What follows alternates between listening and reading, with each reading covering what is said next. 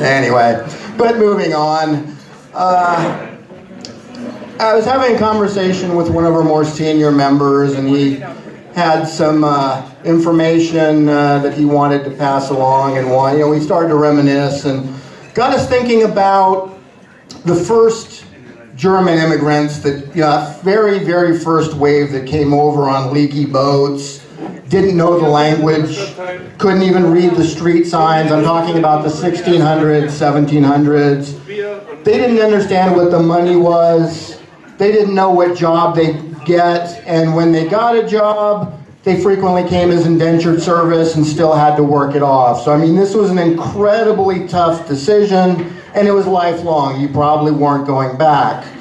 Additional waves of immigrants would come, and they'd face their own hardships, some of them large and some of them small. Like just talking to some of my older relatives, one of their things was they couldn't find the ingredients to certain foods. Some of you may know things, you couldn't find quark, for example. Anyone, there's certain things that you had to have somebody in Germany send you a package over, and it would be in that package, right? Or you had to go to a specialty shop, but it was quite expensive. But you made sure that you got those ingredients because cooking was important.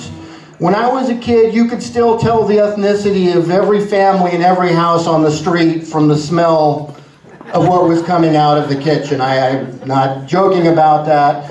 My neighbors were Koreans, and you could smell kimchi for a block, which is just slightly differently cut, spicy sauerkraut. But you would know that. And likewise, we would know when our mom was cooking bratwurst or sauerbraten or something like homemade apple strudel.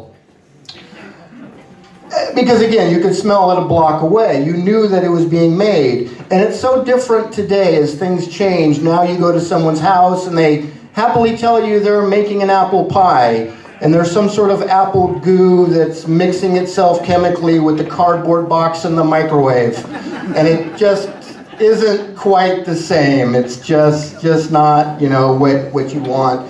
You get to people like my generation, and we don't cook as much, but we were that generation that got to go to school with the funny things in our lunch boxes. We showed up at school with a Lundjaeger or something. Everyone's like, ew, what's that? And if I said, if you're my age, you know that. Although when you showed up with a Nutella sandwich, that wasn't a thing here? Yeah. Nutella, you show up with a chocolate sandwich, and now the kids are jealous. That was, one that was a big deal. But, again, the things just keep changing. If you were of my age or the generation before us, we had chores. We didn't have a gardener.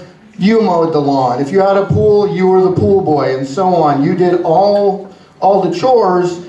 Today, the youth, they call it work. And you can't get them to do it. They've got an 800 number, like you can get arrested for trying to make your kids do work today. They absolutely refuse. You gotta go like, hey son, can we schedule you to do maybe some work on Thursday around the house? And yes, your lawyer can be present during the discussion. I don't understand them. We were excited about getting a car, because when you're about the age to get a car, you're also at the age that you start to realize you can have a lot more fun with the car than just driving it.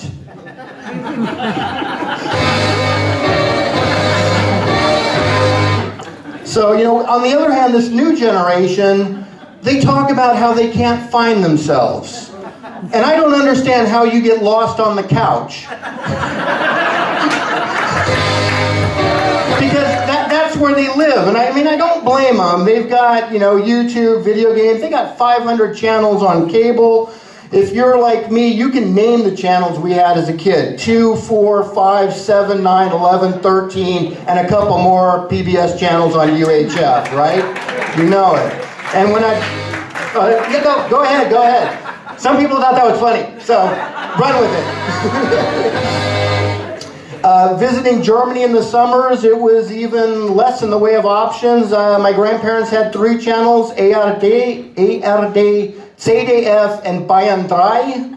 And everyone knows. My uncle lived a little closer to the border that separated Germany from Germany, and he picked up 2 East German channels, so he had 5, right? So I get that they watch TV all day, But you know what? It's not that great. We've all done it. You flip through all those channels. At the end, you end up on the Discovery Channel watching Bugs Mate or some...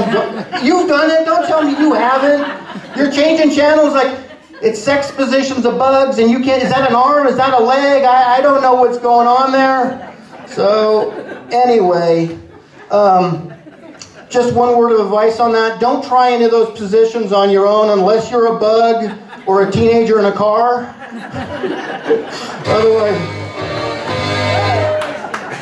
no, these kids today, they demand respect. We didn't even understand respect. We just understood fear. I remember my first argument with my dad, because it was my last argument with my dad. And with my mom, I would sometimes argue a little more. Like, she made me do the pots and pans by hand. And I argued, I said, that can go in the dishwasher. And I thought I had an argument, because right there on the dishwasher, there's a setting that says pots and pans. And I still lost that argument, by the way. I still ended up doing them by hand. But even if you could beat your parents in an argument, you really couldn't, because your mom had that one thing that she still always held over you. No matter what you did, she had that one sentence. You probably already know what it is, but if you don't, I'll start it. Wait till your father gets home. Yes, and that sentence struck fear into all of us. Right. Anyway, and like I said, the world is just changing, because like I said, I started talking about those immigrants that came over on those rusty, leaky boats. Now we go on cruises, pleasure cruises. We do this for fun. Side note, by the way, the concept of a pleasure cruise and the first cruise ship, German inventions. But like I said, we do it for fun. And people realize once you pay to get on the boat, the food is free. So a lot of people get on that 3-day cruise weighing 160 and get off weighing 260. I said 3 days later. What's scary, I mean, the entire hold is full of nothing but food. And there's just an eating frenzy you wouldn't believe.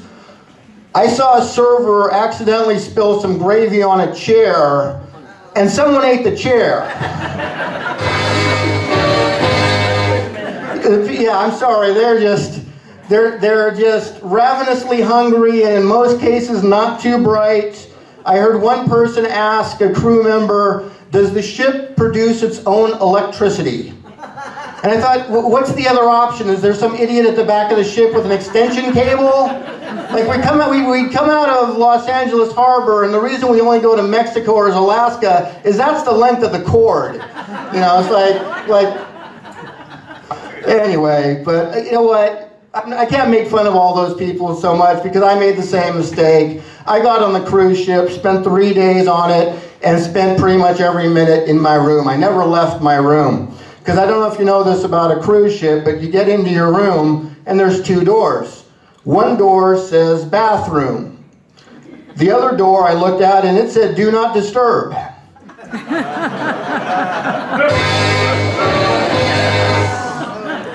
Joe Selko gave me a week to work with this material, so you'd think I would have ended on a better note.